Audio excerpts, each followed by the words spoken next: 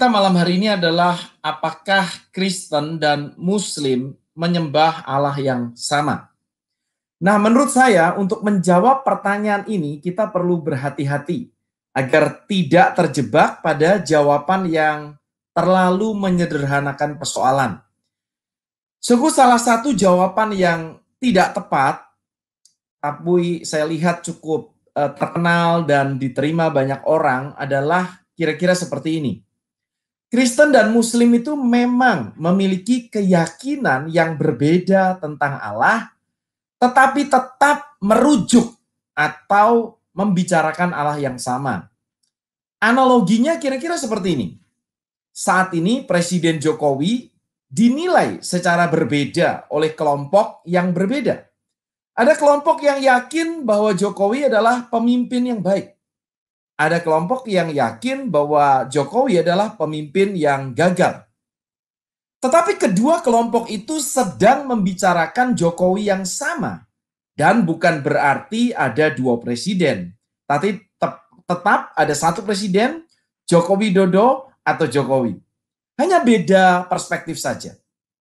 Nah, jadi disimpulkan bahwa sebenarnya Kristen dan Muslim itu menyembah Allah yang sama, tetapi hanya memiliki perspektif yang berbeda atau keyakinan yang berbeda tentang Allah yang sama tersebut.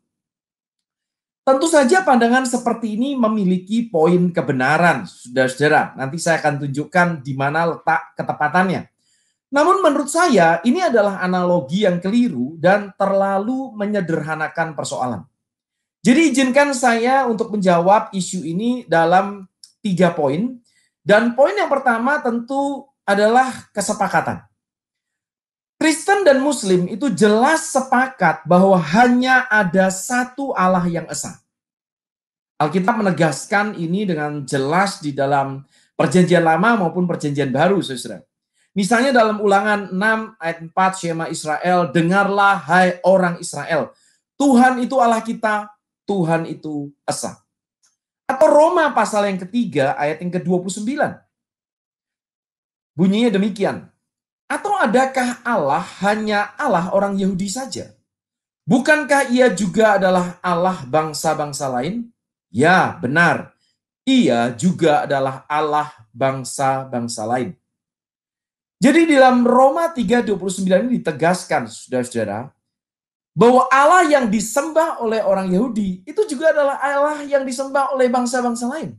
Hanya ada satu Allah di seluruh dunia ini. Tidak ada 2 atau 3 Allah atau bahkan berhala-berhala. Demikian pula kalau kita melihat misalnya terjemah Al-Quran versi Kemenak dari surah Al-Ikhlas, surah 112 ayat 1-4 yang sangat terkenal dan sangat penting menegaskan keesaan Allah. Di sana dikatakan demikian, katakanlah, dialah Allah yang Maha Esa, Allah tempat meminta segala sesuatu. Dia atau Allah tidak beranak dan tidak pula diperanakan. Dan tidak ada sesuatu yang setara dengan dia. Jadi jelas sekali tidak ada keraguan sama sekali bahwa Kristen dan Muslim sepakat hanya ada satu Allah yang esa. Hal ini berarti, saudara-saudara, bahwa Muslim dan Kristen sama-sama menolak politeisme. Di dalam 1 Korintus 8 ayat pasal yang ke-8 sampai dengan pasal yang ke-10 maksud saya, kita juga melihat ajaran Alkitab yang menolak keberadaan dari berhala-berhala. Jadi kalau kita melanjutkan analogi Presiden Indonesia, hal ini berarti Kristen dan Muslim itu seperti ya, 2 kubu Pilpres 2019, walaupun keduanya memilih capres yang berbeda, memilih presiden yang berbeda, tetapi mereka sepakat bahwa di Indonesia hanya ada satu presiden saja. Oke? Nah, kalau ini sudah jelas, maka izinkan sekarang saya melanjutkan poin yang kedua. Kristen dan Muslim bukan hanya sepakat hanya ada satu Allah yang esa, tetapi juga bahkan sepakat tentang beberapa deskripsi umum tentang Allah. Misalnya, saudaraku yang dikasihi Tuhan, Kristen dan Muslim tentu sepakat bahwa Allah itu adalah pencipta atas segala sesuatu yang ada. Alam semesta, baik yang kelihatan maupun realitas yang tak kelihatan, misalnya malaikat. Kristen dan Muslim juga tentu sepakat bahwa Allah adalah penguasa semesta, hakim atas umat manusia. Nah, dalam hal ini kita tentu harus mengakui persamaan tersebut, dan bahkan menurut saya di dalam isu tentang Allah, sebenarnya Kristen lebih dekat dengan Muslim daripada dengan agama lain, misalnya seperti agama Buddha. Contoh lain adalah misalnya orang Kristen juga bisa menemukan banyak kesamaan atau minimal kemiripan antara Asmaul Husna, 99 nama-nama Allah yang indah dalam Islam, dengan ajaran Alkitab tentang Allah. Kalau Anda membaca Alkitab, Anda akan menemukan ada banyak ayat-ayat Alkitab yang tidak perlu disebut satu persatu, yang membicarakan Allah yang tidak berbeda, misalnya dengan nama-nama Allah yang mencerminkan sifat-sifat Allah di dalam Asmaul Husna yang dipercaya oleh Muslim, saudara-saudara kita. Jadi saudaraku yang dikasihi oleh Tuhan, ada kesepakatan bukan sekedar hanya ada satu Allah, tetapi bahwa Allah itu pencipta, penguasa, hakim, dia itu penyayang, dia itu maha suci, misalnya adil, maha pemurah. Ada kesepakatan yang demikian. Jadi kalau kita mau melanjutkan analogi ya tentang presiden tadi, maka Kristen dan Muslim itu seperti dua kubu Pilpres 2019 yang lalu, yang walaupun berbeda keyakinan dan pilihan tentang siapa presidennya, tetapi sepakat, bukan hanya sepakat bahwa hanya ada satu presiden Indonesia, tidak berhenti di sana, tapi juga sepakat bahwa presiden itu adalah pimpinan eksekutif tertinggi di Indonesia yang memiliki hak-hak prerogatif. Misalnya, memegang kekuasaan yang tertinggi atas angkatan darat, laut, dan udara. Presiden bisa memberikan grasi dan rehabilitasi dengan memperhatikan pertimbangan dari MA. Presiden juga dibantu oleh menteri-menteri negara yang diangkat dan diberhentikan oleh presiden. Kedua kubu Pilpres 2019 yang lalu tentu sepakat tentang hal itu. Nah, jadi kira-kira seperti itu. Kristen dan Muslim sepakat hanya ada satu Allah, dan juga sepakat tentang beberapa deskripsi umum tentang Allah. Nah, jikalau kita berhenti sampai di sini, maka kesimpulannya tentu adalah Kristen dan Muslim menyembah Allah yang sama. Tetapi tentu saja tidak demikian. Ada poin yang ketiga yang perlu kita perhatikan dengan seksama.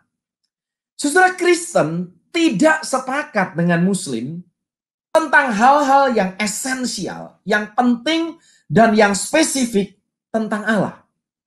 Nah, saya akan menyebutkan beberapa hal saja, 3 di antaranya.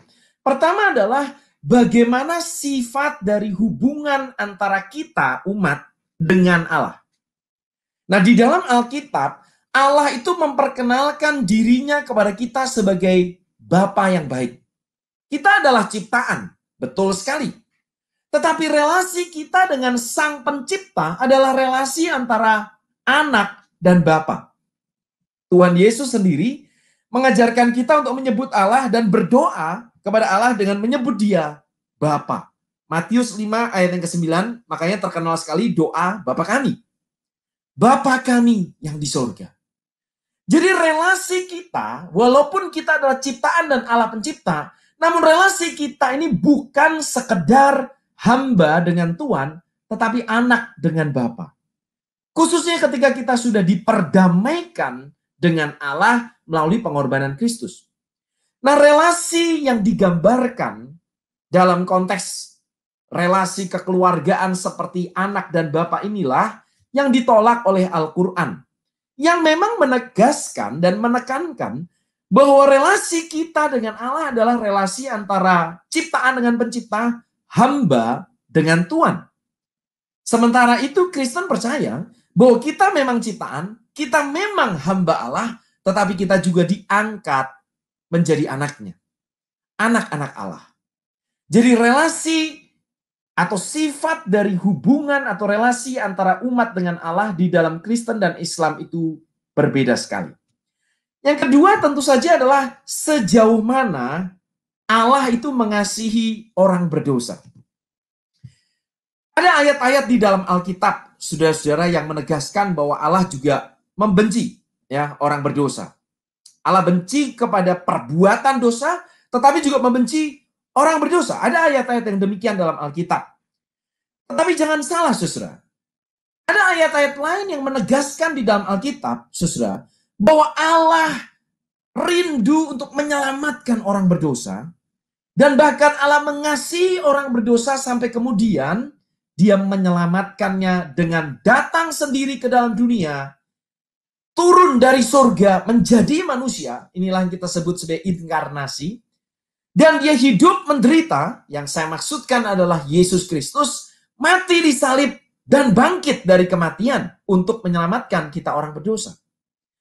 Jadi Allah di dalam kekristenan adalah Allah yang mengasihi orang berdosa sampai rela berkorban untuk menyelamatkan kita, saudara dan saya. Nah, kepercayaan seperti inilah yang tentu saja berbeda dan bahkan ditolak oleh saudara-saudara kita umat Islam. Dikasih Tuhan, oleh karena itu, sejauh mana kasih Allah menjangkau manusia berdosa dipahami secara berbeda oleh Kristen dan oleh Muslim, atau oleh Alkitab dan oleh Al-Quran. Poin yang ketiga adalah perbedaan tentang bagaimana keesaan Allah itu dipahami. Bagaimana keesaan Allah itu dipahami. Dikasih Tuhan, bagi kita orang Kristen sangat jelas bahwa Allah itu esa. Allah itu satu. Pertanyaannya adalah, satunya Allah itu satu yang seperti apa? Yang seperti apa? Nah, menarik sekali kalau kita membaca dalam Kejadian pasal yang kedua, ayat yang ke-24, di sana dikatakan tentang relasi suami istri.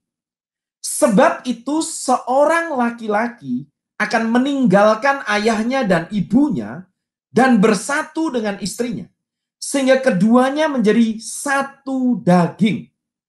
Nah, yang menarik adalah keduanya menjadi satu daging. Kata satu di sini menggunakan kata echad dalam bahasa Ibrani, yang juga dipakai dalam Ulangan 6 ayat 4 ketika menyatakan bahwa Tuhan itu Allah kita dan Tuhan itu esa. Jadi echad itu esa. Jadi pria dan wanita atau suami dan istri yang menikah dan bersatu, yang menurut Alkitab tidak boleh diceraikan, ketika mereka menjadi satu daging, itu digambarkan esa. Nah, kalau kita melihat bahwa hubungan suami istri itu esa, maka ini menolong kita memahami keesaan Allah versi Kristen, yaitu Alkitab. Tritunggal maksud saya. Keesaan Allah versi Alkitab itu mengajarkan bahwa Allah itu satu, tetapi di dalam Allah yang satu itu ada pluralitas pribadi, seperti halnya suami dan istri itu satu kesatuan, tetapi ada dua pribadi. Tetapi kalau Allah, ada Bapa, Anak, dan Roh Kudus. Jadi kalau misalnya dianalogikan secara sederhana, keesaan Allah dalam Kristen itu bukan seperti, esa itu kan satu ya, tapi itu bukan seperti satu garis. Kalau kita menggambar satu garis, tapi lebih mirip dengan satu segitiga. Misalnya, ketika saya menggambar satu segitiga dan menunjukkannya kepada saudara, saudara dan saya akan sepakat bahwa itu satu. Tetapi di dalam satu segitiga itu ada tiga sisi. Ada tiga garis yang tidak bisa dipisahkan walaupun bisa dibedakan. Jadi keesaan Allah dalam konsep Kristen itu adalah keesaan yang mengizinkan kompleksitas. Ada kerumitan di dalamnya. Di dalam ayat lain bahkan itu digambarkan seperti suara yang serentak dari orang-orang yang mengeluarkan suara bersama-sama. Atau dalam padanan kita saat ini seperti kor, suara paduan suara. Yang bulat dan satu, tetapi di dalamnya ada banyak suara.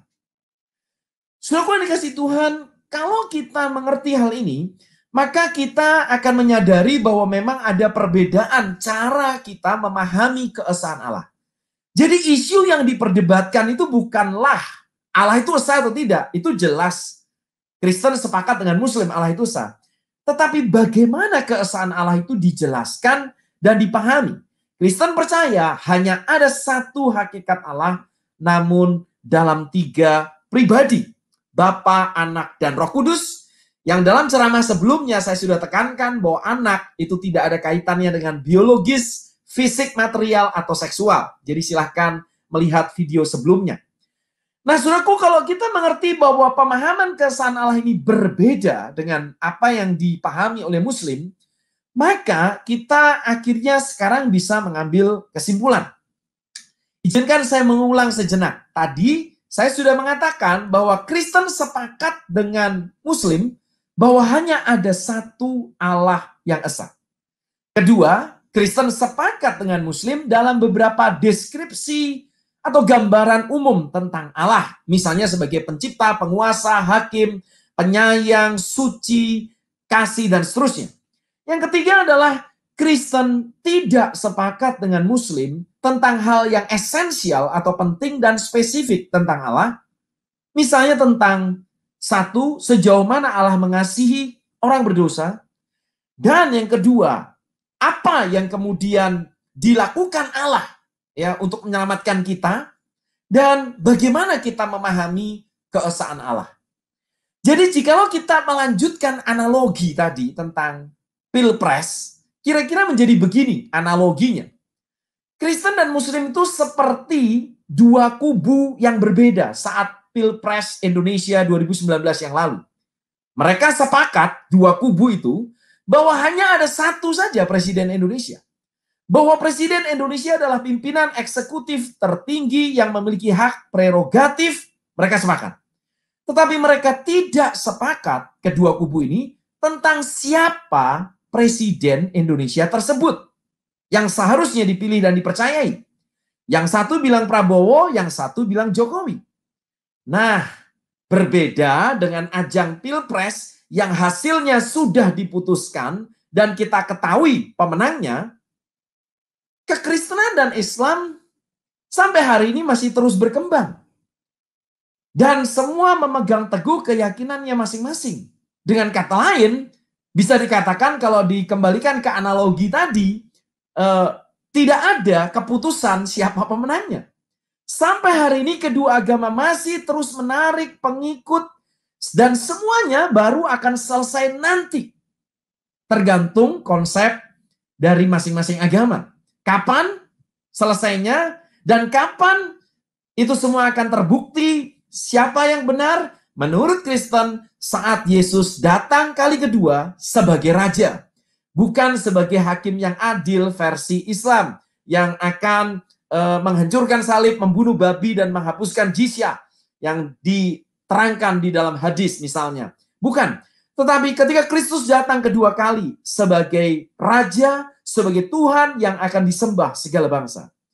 Nah, yang penting di dalam suasana ini, sama seperti dalam suasana Pilpres yang lalu dan saat ini misalnya dalam perbedaan pilihan politik, yang paling penting adalah bahwa kita tuh menyadari bahwa walaupun kita ini berbeda keyakinan, namun kita ini tetap bersaudara. Satu misalnya, kita bersaudara dalam kemanusiaan. Alkitab menegaskan itu, ya, bahwa semua manusia kalau kita pelajari dan kita runtut akhirnya memiliki nenek moyang yang sama dan sama-sama diciptakan oleh Allah. Dan Muslim juga punya konsep itu dan kadang-kadang itu disebut ukhuwah insaniyah, persaudaraan sebagai sesama manusia. Bukan hanya itu, saudara. Di dalam perbedaan ini kita juga diingatkan bahwa kita adalah saudara sebagai sesama rakyat Indonesia.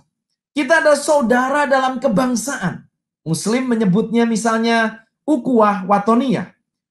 Nah, suku, jadi walaupun kita memiliki pilihan dan keyakinan yang berbeda, bukan hanya misalnya dalam hal agama, tetapi juga dalam hal politik, namun saling menghormati, saling belajar, dan berusaha untuk mengerti mengapa orang lain memiliki perspektif yang berbeda dengan kita, dan mengapa kita tetap meyakini pilihan kita. Bahkan di antaranya juga mungkin ada perpindahan-perpindahan pilihan, baik itu pilihan agamawi maupun pilihan terkait politik, itu semua wajar. Yang penting adalah bahwa kita terus bisa hidup rukun dan saling menghargai. Saya kira itu adalah apa yang ingin saya sampaikan. Dan untuk menutup pertanyaan yang menjadi tema kita, apakah Kristen dan Muslim jadi menyembah Allah yang sama? Saya pribadi akan memilih untuk menjawab tidak. Kita tidak menyembah Allah yang sama, saudara-saudara. Sama seperti dalam analogi pilihan tadi, pilpres tadi, kita tidak memiliki calon presiden atau pilihan presiden yang sama. Tapi kita sepakat beberapa hal tentang presiden. Kira-kira demikian Pak materi saya, dan semoga ini bisa menolong memperjelas apa yang kita gumulkan dalam pertanyaan jemaat di gereja yang begitu banyak sekitar isu ini. Terima kasih Pak. Baik, baik. Terima kasih Pak Bejo untuk penjelasan yang luar biasa malam hari ini. Di awal ada beberapa komentar yang pada waktu bagian pertama Pak Bejo menjelaskan tentang persamaan, ada banyak yang setuju. Nah, ini mulai banyak pertanyaan juga, Pak, ketika Bapak bahkan tadi juga di akhir menegaskan bahwa berbeda. Nah, pertanyaannya begini, Pak. Tadi Pak Bejo menekankan ada kesamaan, tapi kan juga ada perbedaan, Pak, antara Kristen dan Muslim dalam hal ini, dalam keyakinannya di malam hari tentang Allah. Nah, sebenarnya apakah dalam mendiskusikan hal semacam ini tentang agama misalnya, kita tuh harus menekankan persamaan atau perbedaan, Pak? Karena ya kalau di dalam persamaan ada, tetapi juga perbedaan ada. Bagaimana, Pak? Saya mengenal orang-orang yang cenderung untuk selalu menekankan persamaan ketika membicarakan tentang agama. Motivasinya baik ya, supaya lebih harmonis mungkin, supaya tidak terjadi ketegangan, dan memang berupaya untuk mengakui misalnya beberapa persamaan yang ada. Jadi ada orang-orang yang sengaja memilih membicarakan persamaan terus-menerus, tapi menghindari membicarakan perbedaan. Sebagian yang lain, ini ekstrim yang lain, sangat suka membicarakan perbedaannya saja, tapi tidak mau mengakui ada persamaan. Saya pikir sikap yang lebih bijaksana adalah berusaha untuk objektif, ya, seobjektif mungkin, mendiskusikan dan mengakui jika memang ada persamaan, kita akui. Jika ada kemiripan tapi tak sama, juga kita harus sebutkan. Ini mirip namun tak sama. Ya, misalnya kalau tadi saya boleh eksplor, misalnya tentang kasih saja. Kasih Allah itu dipahami secara berbeda dalam Islam dan Kristen, ya. Tadi tidak sempat saya eksplorasi, saudara. Misalnya kasih Allah di dalam Kristen itu adalah kasih yang sampai misalnya berkorban sampai rela datang ke dalam dunia bagi orang berdosa, ya. Jadi Allah di dalam Kristen itu bukan hanya murah hati, tapi Allah yang mengasihi. Allah yang dari sejak kekal itu kasih karena dia Tritunggal, misalnya. Jadi pemahamannya itu kalau kita telusuri, walaupun ada beberapa sifat-sifat itu yang sama, tapi kalau kita telusuri lebih dalam, itu juga ada perbedaan. Jadi kadang-kadang kita mungkin lebih tepatnya menyebutkan itu kemiripan. Jadi kalau saya lebih condong percaya bahwa kalau itu sama, kita sebut sama. Kalau itu mirip, kita sebut mirip. Kalau itu beda, kita sebut beda. Dan kalau itu bertentangan, kita harus sebut itu bertentangan. Contohnya yang bertentangan apa? Yesus Kristus. Apakah dia adalah Tuhan yang pernah datang ke dalam dunia? Kristen berkata ya, Muslim berkata tidak, dan itu bertentangan dan tidak mungkin sama-sama benar. Jadi itu bukan sekedar berbeda, namun bertentangan, berkontradiksi. Nah, demikian pula misalnya kematian Yesus dan kebangkitannya. Itu tentu saja juga ditolak oleh Muslim. Maksud saya adalah kematian Yesus di atas tiang salib, ya, yang ditolak surat An-Nisa ayat 157 misalnya. Jadi Pak, kalau saya ingin menyimpulkan, kita harus mendiskusikan agama itu secara fair, adil, objektif, baik itu persamaannya maupun perbedaannya, bahkan pertentangannya. Dan perbedaan dan pertentangan ajaran tidak perlu dan tidak boleh membuat pertentangan penganut ajaran. Itu berbeda. Jadi bahwa saya misalnya memilih capres tertentu dan Anda memilih capres yang lain kan tidak berarti kita harus bermusuhan sebagai sesama saudara, sebangsa, setanah air, dan sesama manusia. Demikian pula dengan agama dan keyakinan. Ya, saya pikir kita bisa tetap saling menghargai, bahkan mendiskusikan, bahkan boleh berdebat ya tentang perbedaan itu, tapi tetap saling menghargai. Seperti halnya di dalam Pilpres kemarin ada debat begitu ya, debat pilihan presiden. Dan setelah itu juga kita tahu bahwa Pak Prabowo dan Jokowi juga bersahabat sampai saat ini. Saya kira demikian. Terima kasih, Pak.